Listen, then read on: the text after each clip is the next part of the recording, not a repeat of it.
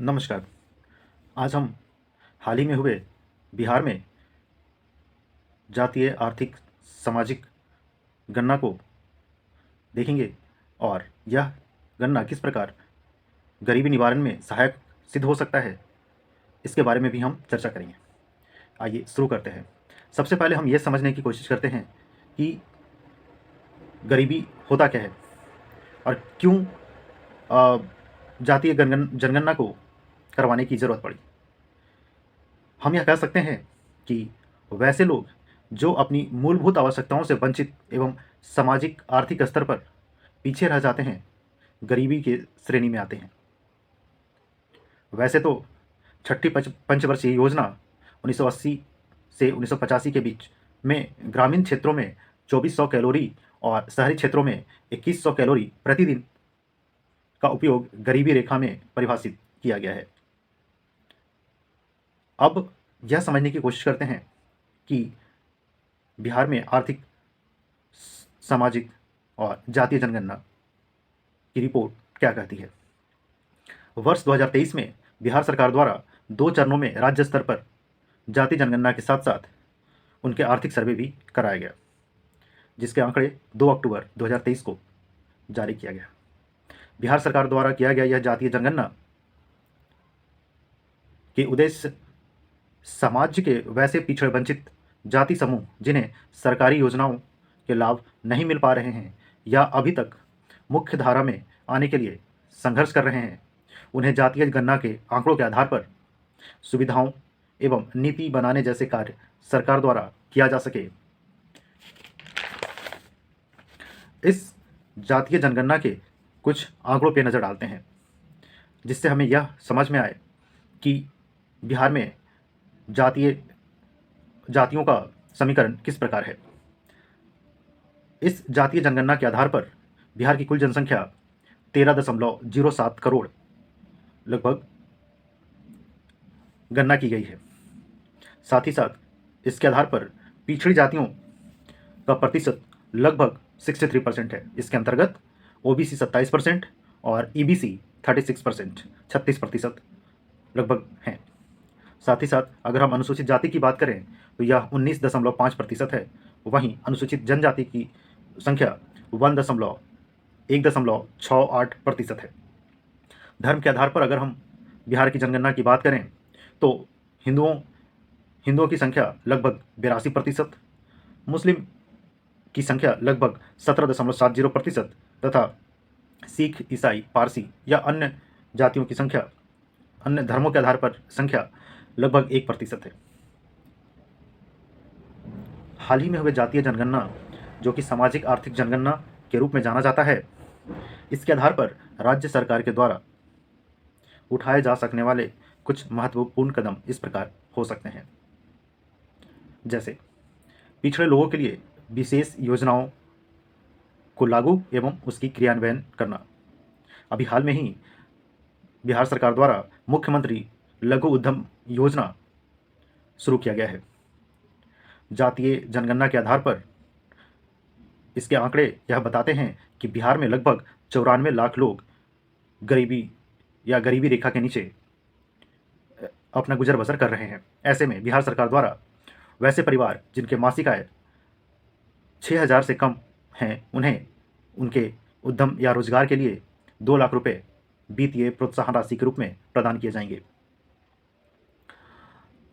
दूसरा, उनके मूलभूत आवश्यकताओं पर विशेष ध्यान देने की ज़रूरत है, जैसे उनके घर, स्वास्थ्य, शिक्षा आदि। तीसरा, सरकारी नौकरी एवं रोजगार में उनके जनसंख्या के आधार पर भागीदारी एवं आरक्षण की व्यवस्था होनी चाहिए। इसके मद्देनज़र बिहार सरकार ने हाल ही में अपने कुल आरक्षण बढ़ाकर 75% कर दिया है। चौथा, मुख्य धारा की राजनीति में उनकी हिस्सेदारी एवं भागीदारी सुनिश्चित करना। पांचवा, स्कूल कॉलेजों में उनके शिक्षा के लिए आरक्षण की व्यवस्था करना।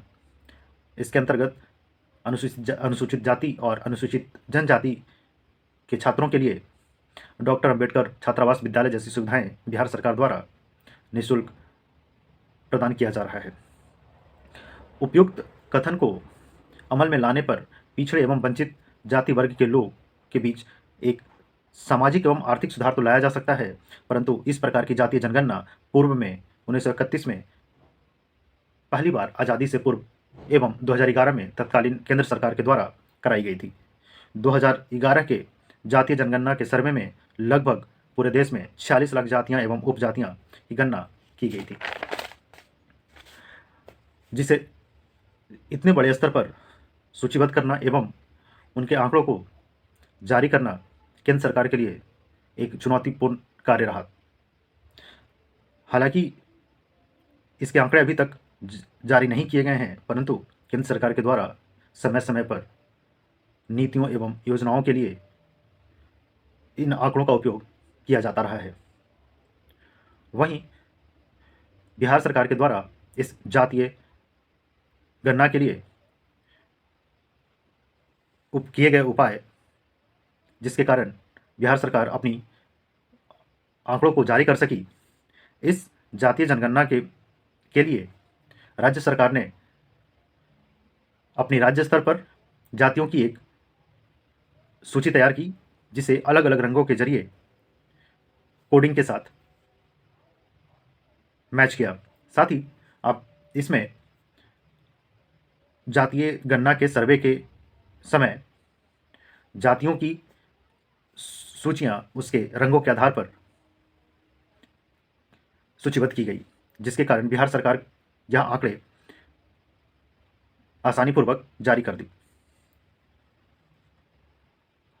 वैसे तो यह जातीय गणना राज्य में पिछड़े वंचित लोगों के लिए किया गया था, जो कि एक कहीं ना कहीं जातीय व्यवस्था को बढ़ावा देता है,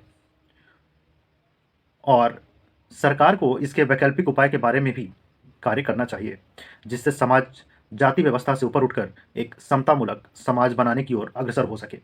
साथ ही इसके उपयोग एवं इसके अनुसार लागू किए गए योजनाओं के क्रियान्वयन को भी समुचित व्यवस्था सरकार द्वारा किया जाना चाहिए। इस जातीय जनगणना को देखें तो संवैधानिक स्तर पर हमारा संविधान देश में एक विस्तृत लक्ष्य यह रखा है कि देश में एक जाति रहित समाज का विकास करना तथा भारतीय लोगों को सामाजिक, राजनैतिक, आर्थिक स्तर पर समान अधिकार एवं अवसर प्रदान करना।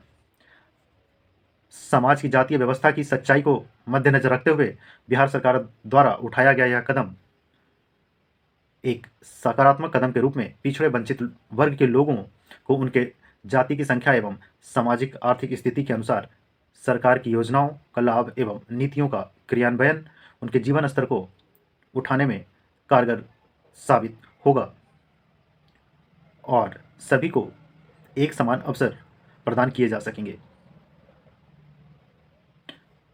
धन्यवाद।